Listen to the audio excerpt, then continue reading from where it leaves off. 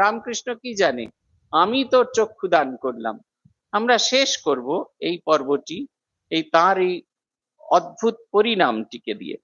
তান্ত্রিক সাধনে যে বা প্রভুর সহায়া, চতুর্বেদ মূর্তিমতি নিজে যোগ মায়া, ছায়া সমশ্রী প্রভুর কাছে অবিরত, প্রভু গৌরাঙ্গবতার যদ্বারা ঘোষিত, স্তম্ভিত বিস্মিত যে কইল ধীর গণে, বচনে কেবল নহে শাস্ত্রীয় প্রমাণে, শ্রীঅঙ্গেতে মহাভাব তাহার লক্ষণ, সচক্ষে দেখিয়া অন্যে কইল প্রদর্শন, মধুর সাধনে অঙ্গ দাহ শ্রীপ্রভুর, শাস্ত্রীয় উপায়ে যিনি করিলেন দূর, বাৎসল্যে উচ্ছ্বাসান্তরে মাগিয়া ভিক্ষায়, নবনী মাখানি আনি প্রভুরে খাওয়ায়, যোগজ দারুণ ক্ষুধা প্রভুর যখন, অদ্ভুত উপায়ে কইলা যে বা নিবারণ, তাহার অবস্থা হেন দেখে ভয় পায়, জীব শিক্ষা হেতু মাত্র প্রভুর ইচ্ছায়, অভিমান অহংকারে ঘটায় উৎপাত,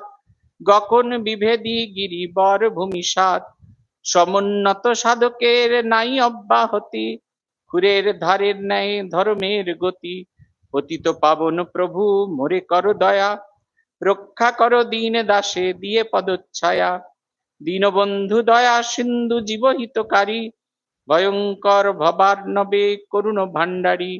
পুথিকার বলছেন কি অদ্ভুত কথা, তন্ত্র মতে যিনি সাধনে সাহায্য করেছিলেন, ঠাকুর তাকে চতুর্বেদ মূর্তি বলছেন। চতুর্বেদ মূর্তি মানে চারটি বেদের যে নির্যাস, যাকে দেখলে অনুভব করা যেত, তাই তাকে বলছেন চতুর্বেদ মূর্তি, যিনি যোগমায়া স্বয়ং ছায়া সম ঠাকুরের সঙ্গে থেকেছেন।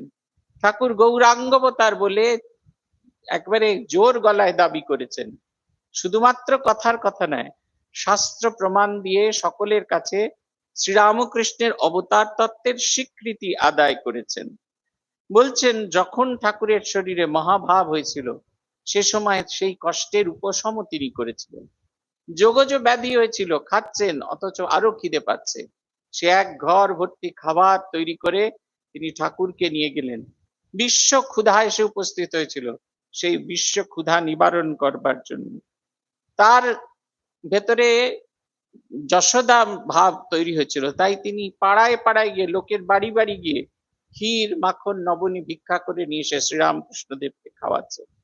সেই মানুষের অহংকার উৎপাদন হলে কি হয়, কেন এরকম হচ্ছেন? পুথিকার বলছেন তাহার অবস্থা হেন দেখে ভয় পায়, জীব শিক্ষা হেতু মাত্র প্রভুর ইচ্ছায়। ঠাকুর জীব শিক্ষার জন্য এই ঘটনাটি ঘটাচ্ছেন। কি সেই শিক্ষা? অভিমান অহংকার ঘটায় উৎপাত, গগন বিভেদী গিরিবর ভবিষ্যৎ, সমুন্নত সাধকেরও নাই অব্যাহতি, খুরের ধারের ন্যায় ধর্মের গতি। আমরা যারা ধর্ম পথে চলছি, যারা সাধন ভজন করে চলছি, এটা তাদের জন্য একটা গ্রেট ওয়ার্নিং। কখনো কোনো অবস্থাতে যেন সামান্যতম অহংকার আমাদের মধ্যে এসে না উপস্থিত হয়, শরণাগতির ভাবটা যেন সব সময় থাকে। আমরা কখনো ভুলে না যাই যে আমাদের যাবতীয় অস্তিত্ব তার মূলে ঠাকুর, আমাদের ইষ্ট। রঙ্গনাথানন্দজি বিশ্ব ভ্রমণ করে এসে প্রত্যেকবার এসে 1 মাস কনখলে থাকতেন। সেই 1 মাস তিনি কারুর সঙ্গে কথা বলতেন না, গাল ভর্তি দাড়ি থাকতো, মাথা ভর্তি চুল থাকতো, একান্তে বাস করতেন, 1 মাস কারুর সঙ্গে কোনো কথা বলতেন না। সেই সময় যখন তার সেই একান্তবাস শেষ হলো, তাকে জিজ্ঞাসা হয়েছিল, করা হয়েছিল, আপনি এত বড় মানুষ, লোকে রামকৃষ্ণ মিশনকে চেনে আপনাকে দেখে, আপনি কেন এই সংঘের মধ্যে থাকছেন? তিনি উত্তর দিয়েছিলেন, শ্রীরামকৃষ্ণ হলেন, বলছেন হ্যাঁ সত্যি আমার একটা ভ্যালু আছে, আমার ভ্যালু হচ্ছে 0, আর শ্রীরামকৃষ্ণ হলেন 1। ওইটি সামনে বসে আছে বলে আমার ভ্যালু 10, শূন্যের সংখ্যা যদি বাড়ে তাহলে আমার ভ্যালু হবে 100, ক্রমান্বয়ে বাড়বে। কিন্তু যদি একটি অপসৃত হয়ে যায়, তাহলে আমি যেমন শূন্য ছিলাম তেমন শূন্য থাকবো। এটা আমাদের সাধকদের সকলের মনে রাখা উচিত। আমরা বহু সময় ভুলে যাই এটা, যে আজকে আমরা যেখানে দাঁড়িয়ে আছি তার মূলে তিনি। গহনানন্দজি মহারাজ এসেছেন, কেরালা থেকে ঘুরে এসেছেন। আমাদের একজন স্বামীজি ছিলেন প্রবীর মহারাজ, বিরজানন্দজি শিষ্য। তিনি জিজ্ঞেস করছেন আপনি ছিলেন না? আমাদের মন খুব খারাপ হয়েছিল। মহারাজ তো কথা কম বলতেন, মহারাজের মাথার উপর ঠাকুরমা স্বামীজির ছবি ছিল। উনি বলছেন, কেন ওনারা ছিলেন না? বলছেন, ওনারা তো ছিলেন, আপনি প্রেসিডেন্ট, ঠাকুরের প্রতিনিধি। উনি বলছেন, যাও হে, দয়া করে শ্রীচরণে স্থান দিয়েছিলেন, তাই প্রেসিডেন্ট, যাও যাও যাও, এখান থেকে যাও। মহারাজকে কখনো এত বিরক্ত হতে আমরা কোনোদিন দেখিনি, কিন্তু এর অন্তর্নিহিত ভাবটি দারুণ সুন্দর। তিনি দয়া করে স্থান দিয়েছেন, সংঘের সংঘগুরু, আধ্যাত্মিকতার সর্বোচ্চ শিখরে যিনি বসে আছেন, তিনি এই শরণাগতির ভাবটি দেখাচ্ছেন। এটা আমাদের কাছে শিক্ষা। তাই প্রতিকার শেষ করছেন, পতিত পাবন প্রভু মোরে করো দয়া, রক্ষা করো দীনদাসে দিয়ে পদ ছায়া। দীনবন্ধু দয়া সিন্ধু জীবহিতকারী, ভয়ঙ্কর ভবার্ণবের করুণ কাণ্ডারী।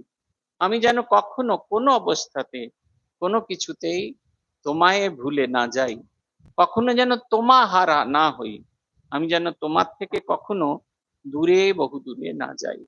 আজ এই পর্যন্ত। ভগবানের কৃপা হলে আগামী মাসের প্রথম দিকে আপনাদের সঙ্গে দেখা হবে। জয় জয় রামকৃষ্ণ বাঞ্ছা কল্প তরু, জয় জয় ভগবান জগতের গুরু, জয় জয় গুরু মাতা জগত জননী, রামকৃষ্ণ ভক্তি দাত্রী চৈতন্য দায়িনী। জয় জয় রামকৃষ্ণ ইষ্ট গোষ্ঠীগণ, সবার চরণ রেণু মাগে এ অধম।